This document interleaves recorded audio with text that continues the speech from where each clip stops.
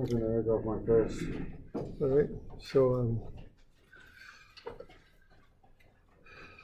all right, so we're going to look at curved motion. And we're back on 670. This kind of has all the different equations and things that you use on this stuff. So if we've got an object that's rotating about a fixed axis, and you get an awful lot of this stuff in machinery, we can throw some different equations at this to analyze it.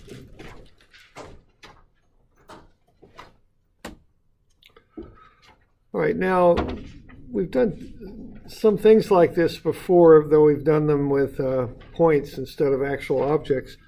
So on this here, we could look at forces, but instead of going sum of fx and sum of fy, quite often what we'll do is sum of fn in the normal direction and then sum of ft in the tangential direction. Okay, so we'll do that. And then what we'll get then are mass times acceleration. So magn, which is r omega squared, and magt, which is r alpha. Okay. So what we're doing there, we're instead of using the x and y directions for the accelerations, we're using the normal and tangential directions, because that's often how we sum things when we're, working with curve type motion. Okay. So what you could do there, you could, if you're working on a problem here, is just look at as g, let's say, rotates about a, we could look at the mass times the tangential and the mass times the normal accelerations. All right, now the other thing we could look at here is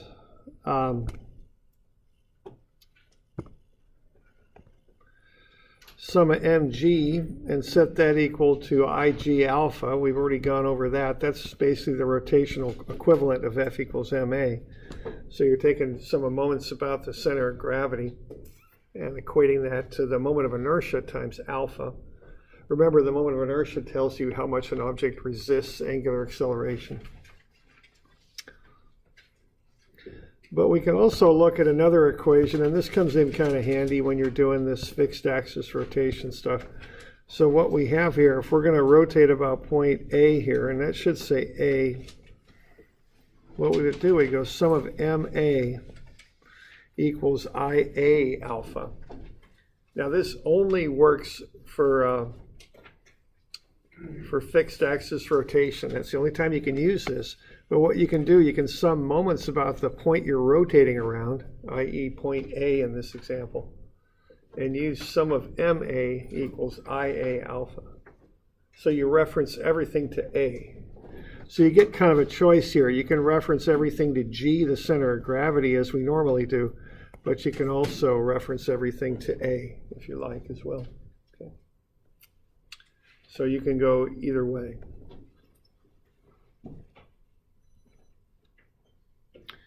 So why don't we look at a couple examples of this stuff. Let's just start off with a fairly straightforward one. Let's have a motor. Let's have it apply that 40 Newton meter moment, or torque as it's sometimes called, to that plate there. 720, I think, is what this is. I'm not 100%, but I think it's 720 where we're at. And let's figure out the angular speed of the plate after 4 seconds, okay? So why don't we start off by getting the moment of inertia of the plate. So why don't you get that? So what's the moment of inertia of that plate? Why don't you take a minute and see if you can get that figured out. Moment of inertia formulas are on the back of your formula sheet for the different shapes. I'm trying to remember what the heck they look like. They're so what you've got there is just a sketch of a plate, and then you've got the 3 different axes.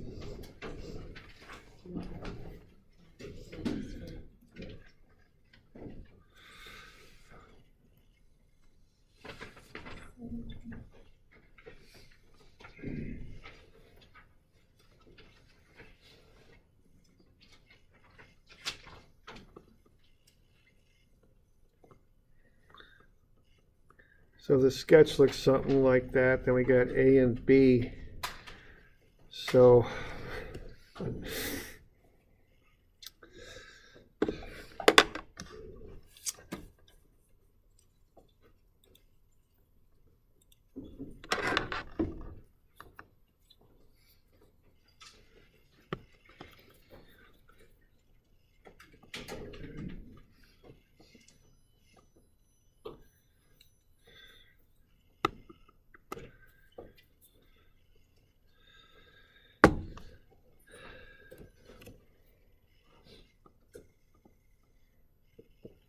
go. Oh, yeah, there it is at the bottom. Yeah, it's down at the bottom.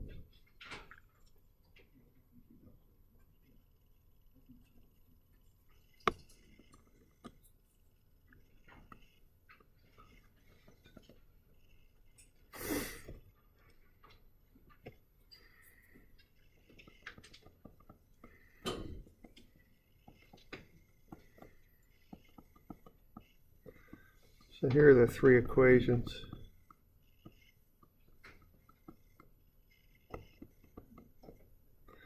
So the first thing on this stuff is always to decide what equation you should be using.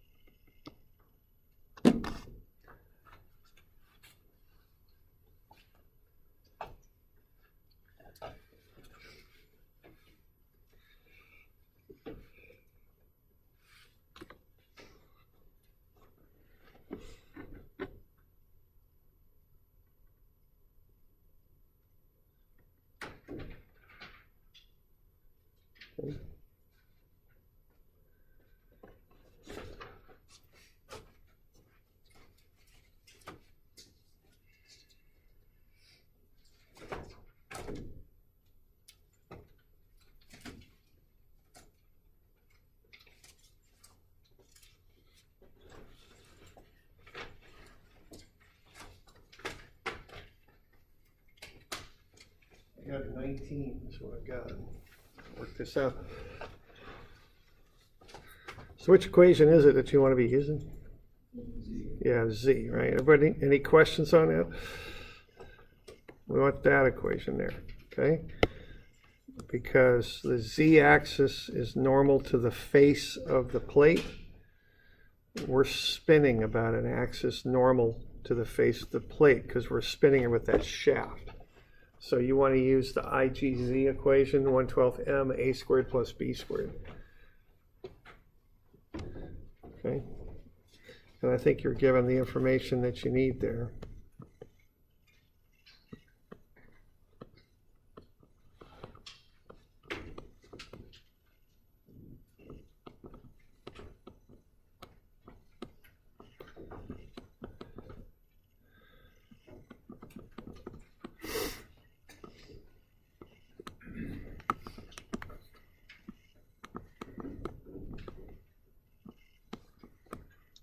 So,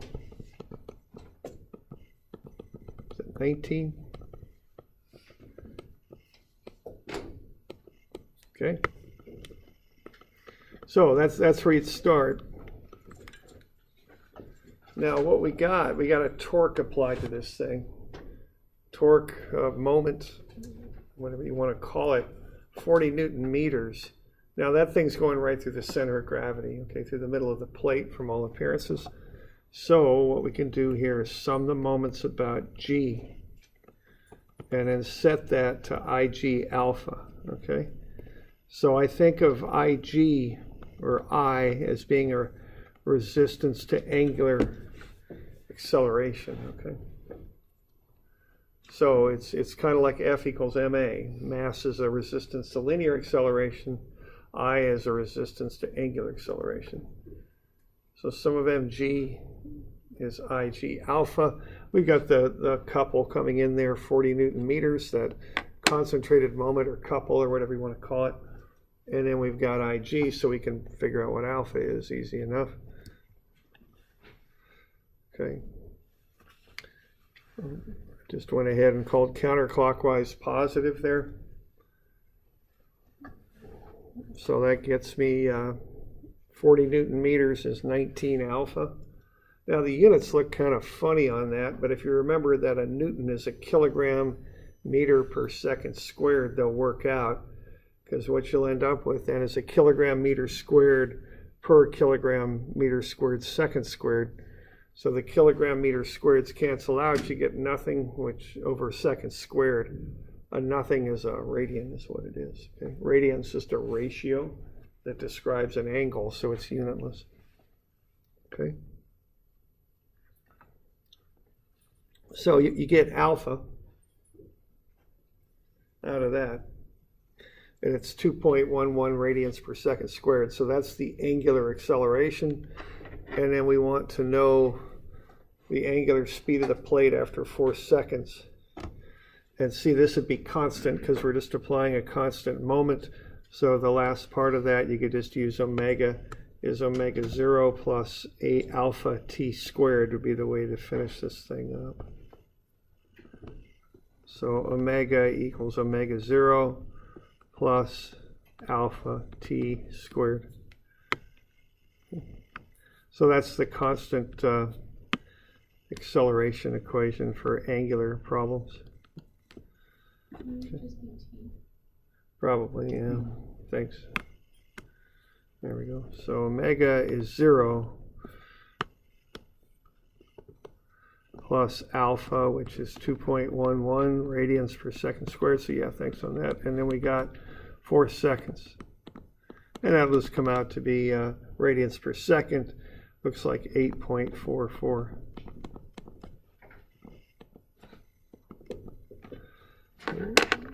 So there's some basic rotational type calculations you could do there.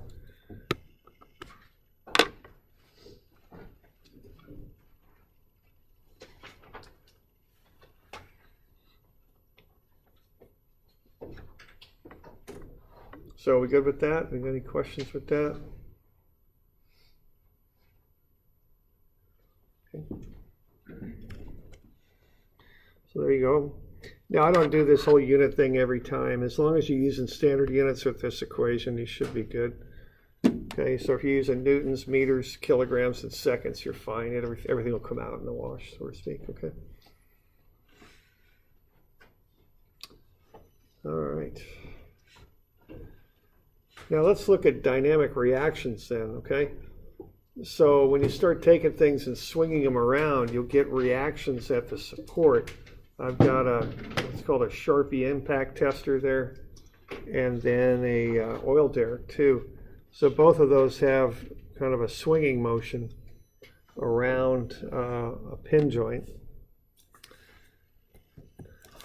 And let's just have a look at that real quick, because what you have, especially with that Charpy tester, that's an impact tester. It's done for material tests. I think it comes up with, I believe it's what's called their toughness, which is the energy they absorb. So let's have a look at that. Let's see here, where are we?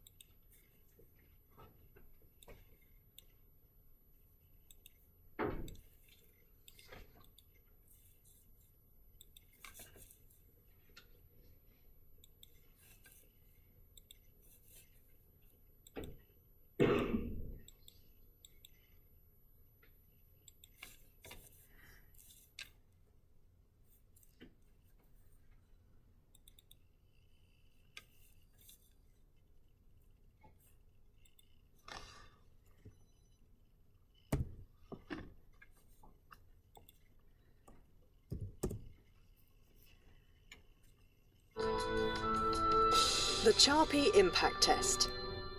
The standardized Charpy impact test has been designed to measure the toughness of materials under impact loading and multi-axial stress state. A pendulum impact testing machine is used to do so. The pendulum on the machine has a heavy weight at the end. This is lifted into the starting position in step 1. Then the tester checks whether the testing machine has been adjusted accurately. In order to do this, he turns the drag indicator downwards and releases the pendulum without a test specimen. So I think it swings up. The drag indicator stops at position 0. This proves that the pendulum has the correct starting position and that the friction is correctly compensated. So they're taking out the bearing. The machine is ready for the tests. Okay, so they're just going to measure the energy. First test, strain H plain carbon steel S235. The difference will be the this is our test specimen. energy that It has been machined to standardized size and shape with the characteristic V-shaped notch. The tester places the specimen on a support in the lower part of the machine and adjusts its position with a centering device.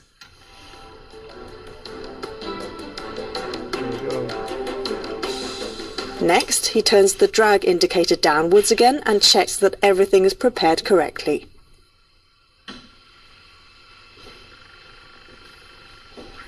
Perfect. The test can begin. The pendulum is released, it swings downwards and hits the specimen with its rounded hammer peen. The specimen absorbs part of the pendulum's energy, so the pendulum doesn't reach the full height on the other side. The amount of energy that has been absorbed by the specimen can now be read off at the position of the drag indicator. It only amounts to 13 joules in this test. Okay.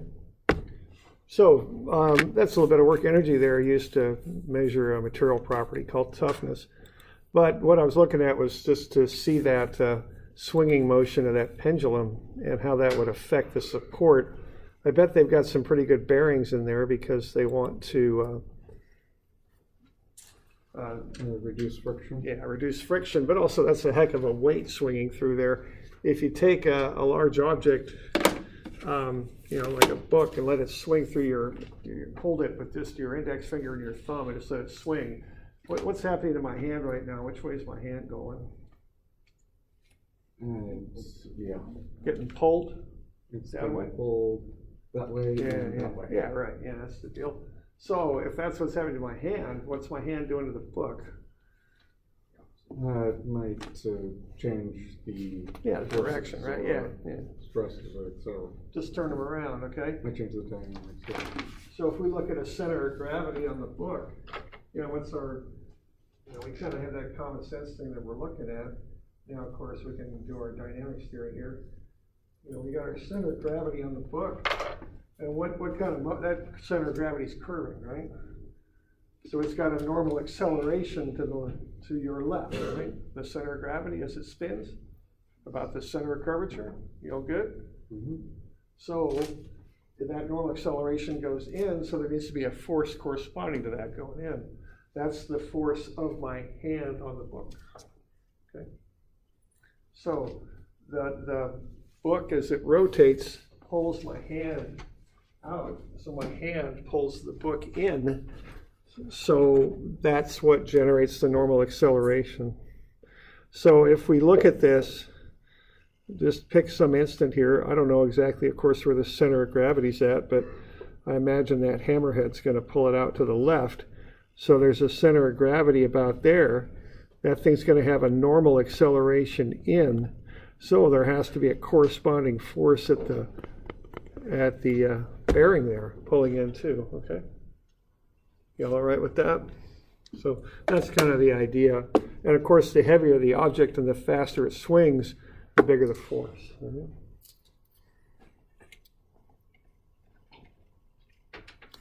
All right, so let's have a look here at, I think it's the next page, 730 maybe? I'm not sure the page number, but 730, okay.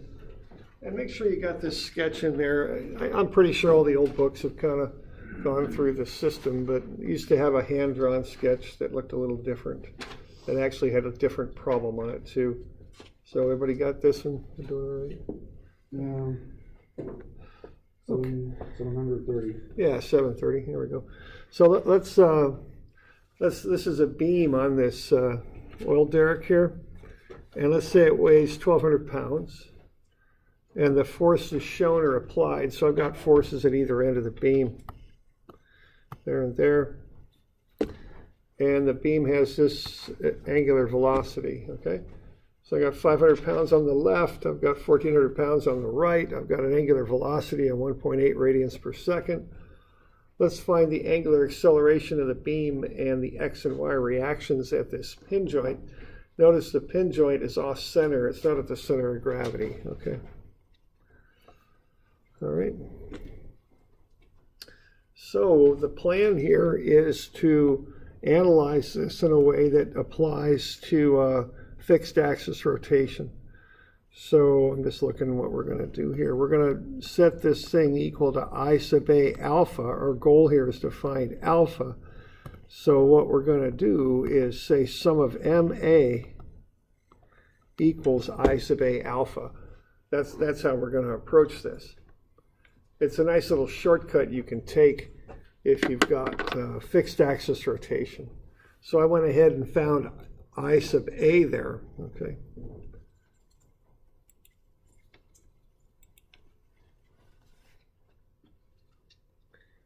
So to get I sub A, I'm going to take I sub G, which is 1/12 ml squared, and then add in the transfer axis piece to it, the md squared.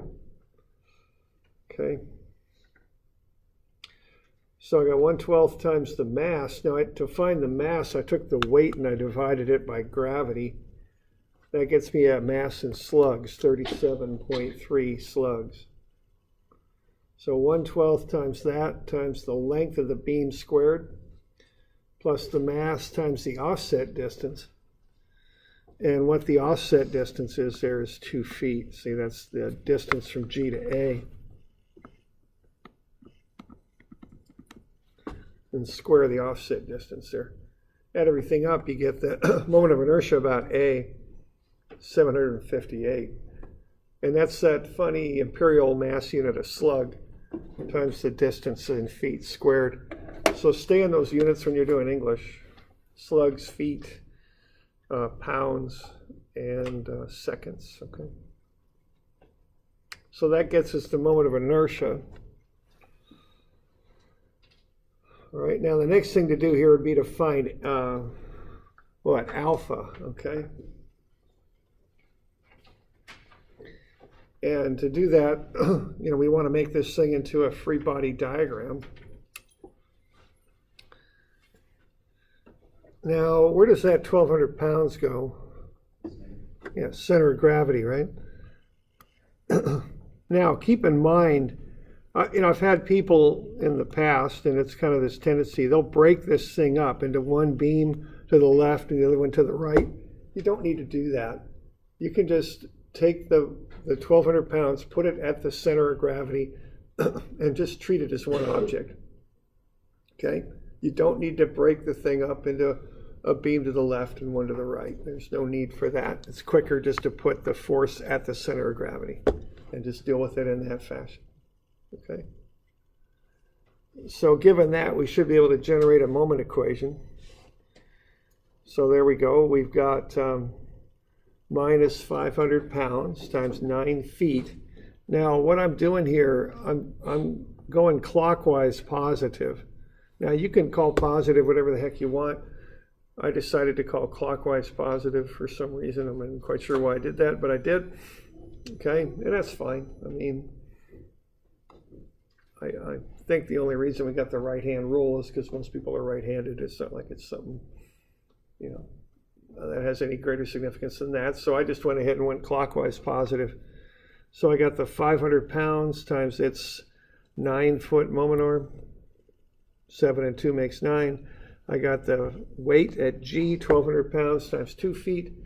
Both of those are negative because they're counterclockwise. Then I got the 1,400 pounds times its offset of 5 feet from A, positive.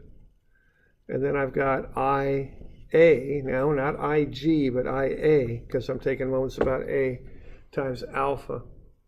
And then I just work on down through there and get alpha. Okay. So there really isn't much net moment. It's just 100 pound feet clockwise, and that equals 758 alpha. So alpha is 0.132 radians per second squared, clockwise. So as it stands with those forces applied, that thing is accelerating clockwise at 0.132 radians per second squared.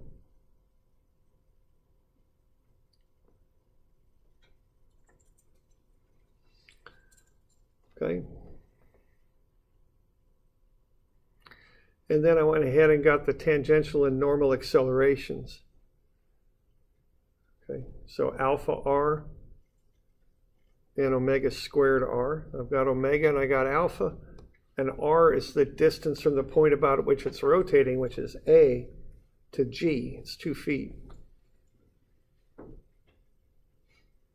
So omega squared r and alpha r, I get 0.264 and 6.48. Why don't you get those on the sketch? Put them where they belong and put them in the proper direction.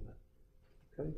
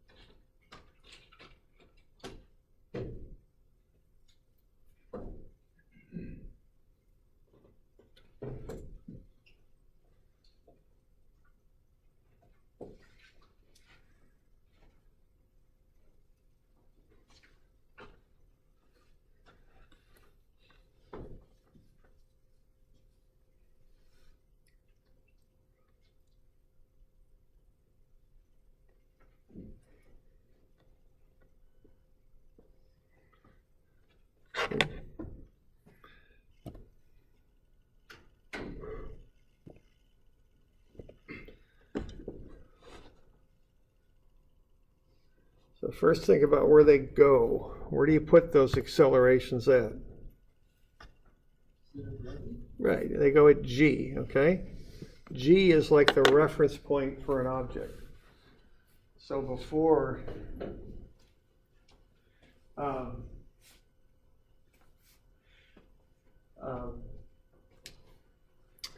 we were looking at particles that were rotating around a point.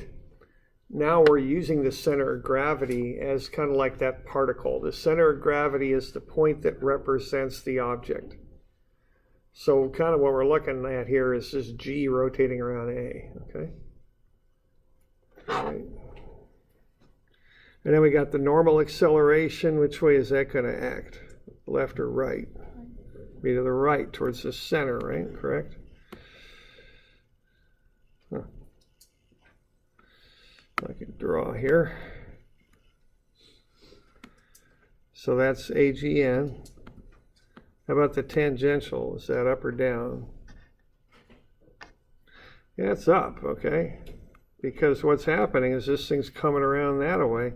So G with respect to A is moving up, okay?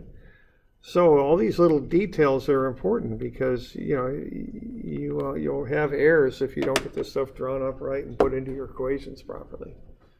Okay, so AGT is up.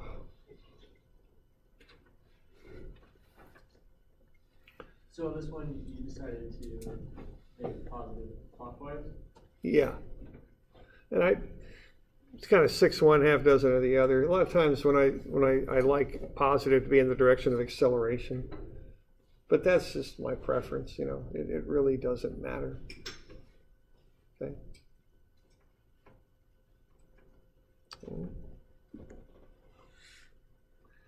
So once we've got that, we can come up with the dynamic reactions now. We just go sum of Fn, which is sum of Fx, they're the same thing, and sum of Ft. Okay, which is sum of Fy. All right, so we're going to have sum of Fn is MAN and sum of Ft is MAT. So why don't you write up those equations here. Let's see, the one thing I'm lacking here is the, why don't you start with sum of fx, sum of fn, sum of fx, whatever you want to call it. What we got here are reactions. So I'll go ahead and put those on there. Now the reactions act at A, correct? Okay. So here are the reactions. So that's RAX, RAY. Why don't you just set up the equation that describes RAX? I don't care if you solve it or not, but just get it set up. That's probably the most straightforward of the two.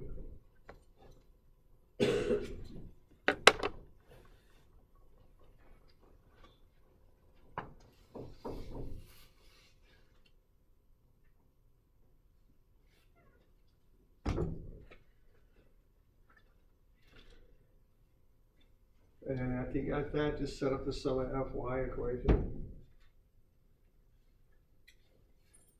And at this point, you just look at the sketch and just fill the stuff in. You know, that's all you got to do. Is just look at the sketch and fill the stuff in. And, you know, just look at the sketch there, fill it in. It's just the same old boring thing I've been telling you all term. Static stuff on the left, dynamic stuff on the right. Watch your signs. I mean, that's it.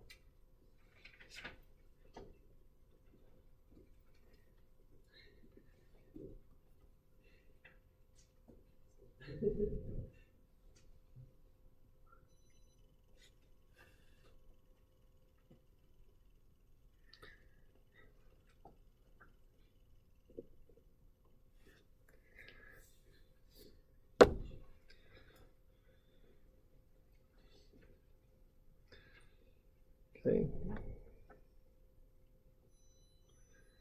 So sum of fx, I call right positive. I got Rex is the mass times the acceleration. That's it. So Rex is 242. And then sum of Fy, I got Ray up, and then those three downward forces all negative, 500, 1200, and 1400 all negative. And that equals the mass times the acceleration up. Okay. So, you know, once you get that thing drawn up, I don't even think about it too much after that. I just do what I just said. I just look at it, go, okay, what forces are going in the x direction? And then what accelerations are going in the x direction? Put the forces on the left and the accelerations with the masses on the right. Fill it in. Same thing with the y. So I kind of do my thinking when I draw that sketch up. That's really when I do it. Other than that, I'm just adding stuff up. 37.3 slug is the mass of the beam. Yeah, that's the mass of the rod, or the beam, yeah, right? Okay.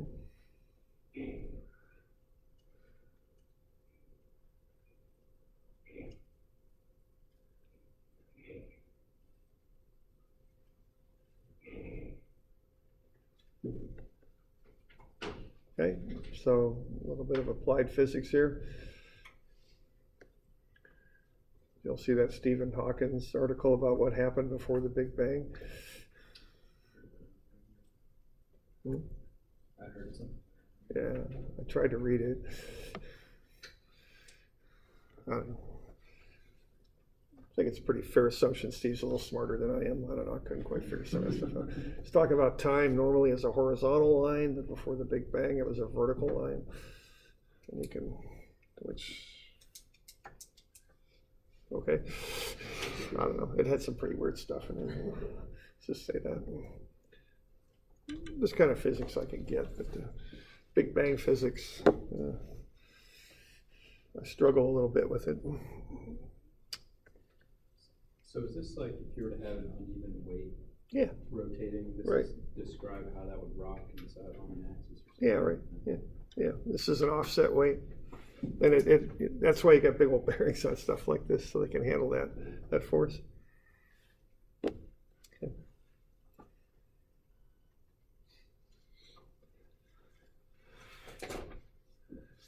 We doing okay with that? We got questions on it?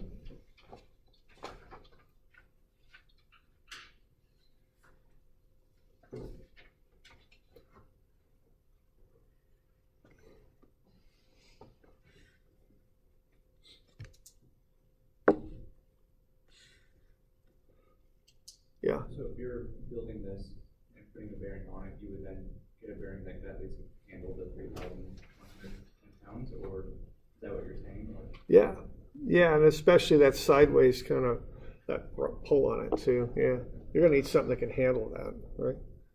And not crush. I don't know if I crushed some bearings once. That didn't sound too good.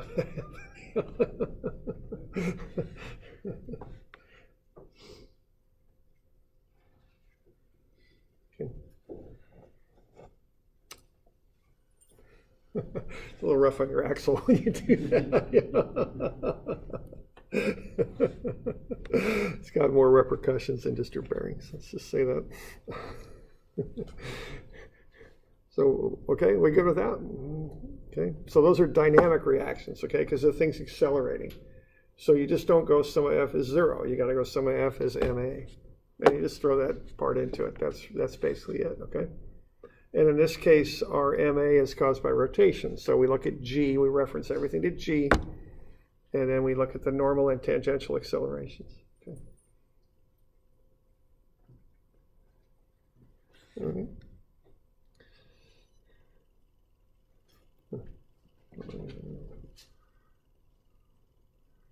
What the heck that is? That's just some notes. Nothing there. Okay. There's the old one. All right, let's look at one other here. We'll get as far through this as we can. This one's a little interesting. So let's say we've got a pulley that's going to lift a concrete block. If a motor exerts the moment shown on the pulley, so 680 Newton meters, what's the speed of the block after 1.5 seconds? The block starts from rest. The pulley is made of a hollow ring with a thin disc in the middle. And when calculating the moment of inertia, use the radius. Oh yeah, I'm calling out those radii to use. So when you're calculating the moment of inertia of this pulley, it's built kind of like a flywheel, okay? So we got to use that radius for that solid ring, but this radius for the thin disc, okay? So we're going to consider that pulley to be a solid ring with a thin web in the middle, okay, kind of a thin disc there.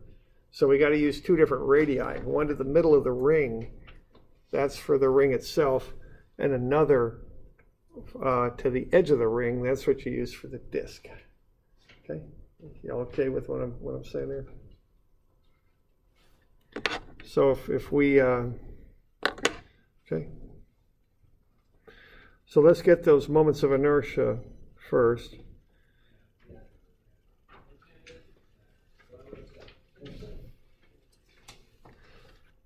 Okay, so what we're going to do for this moment of inertia of this pulley is we're going to add the moments of inertia of a disc for the inner one, which has a 0.25 radius, to the moment of inertia of the hollow ring, both of those formulas are on the back side of your formula sheet.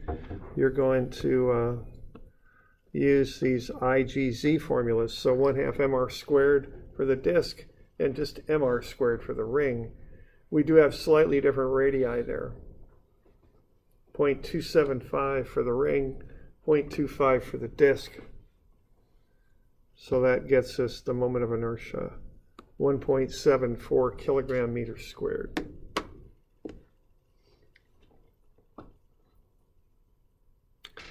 And then I get the weight of the pulley and the weight of the block. So I'm just getting kind of everything set up here.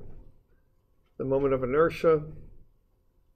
I've got the radii calculations over here. I mean, they're nothing too crazy. Just half the 0.5 for the disk and half of the 0.55 for the ring. And then I just find the weights, get the mass times gravity. We're in metric systems, so the gravity's 9.81. Okay. Now the deal with this is there's a relationship. We're going to assume that rope doesn't slip on the pulley. So as a result of that, there's a relationship between A and alpha. The acceleration of the block up is R times alpha of the pulley. That assumes that rope isn't slipping or anything, okay?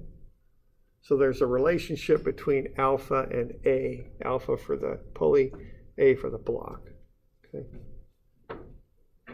So if A is R alpha, that means alpha is A over R.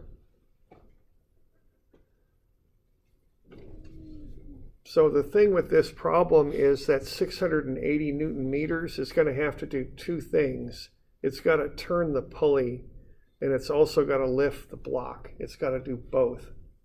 So we have to consider that. It's not just as simple as it's just turning the pulley, and it's not just as simple as it's just lifting the block. It's doing both.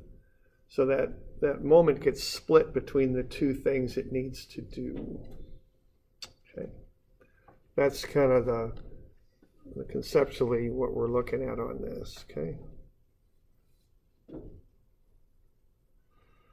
So what we'd want to do then is, of course, put together an equation that would describe all this stuff, okay? And we're assuming that the rope doesn't slip, so alpha is A over R, which is A over 0.3. Why don't you draw up a free body diagram of the pulley and one of the block. Include the angular acceleration on the pulley and the acceleration of the block. These are pretty simple free body diagrams. They're nothing too crazy.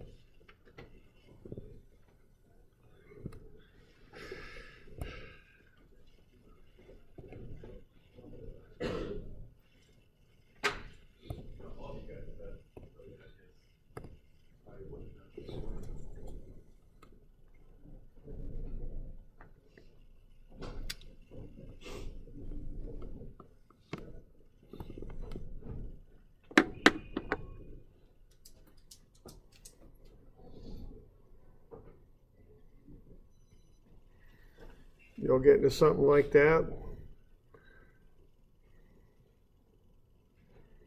I didn't get that all finished on that side, but there you go. So on the one, you've got the tension down, and then you got alpha and the moment, and then the weight and the reaction up. And on the other, we've got the weight down, tension up, and the acceleration up. And we're going to have that alpha is A over 0.3. So notice that 680 Newton meters is going to have to do two things. It's going to have to spin the pulley, but it's also going to have to overcome that tension, which kind of is the effect of that weight. So that's what's a little more complex about this problem than what we've done before, is that combination there. So why don't we get you a couple of these things to do, 344 and 345. These things take a little while. Okay, so actually, what the heck did we just do? We did that. Pulling yet. Have we done any of these reactions yet, though? Hang on, let me just look at that. We did that. Back. Yeah, we did reactions. Okay. So 344 and 345. We'll make these due Wednesday, but we'll see. This takes a little while to get through, okay? So, is that the 7th, I think? Yeah. Okay, thank you. Okay? Well, I mean, yeah.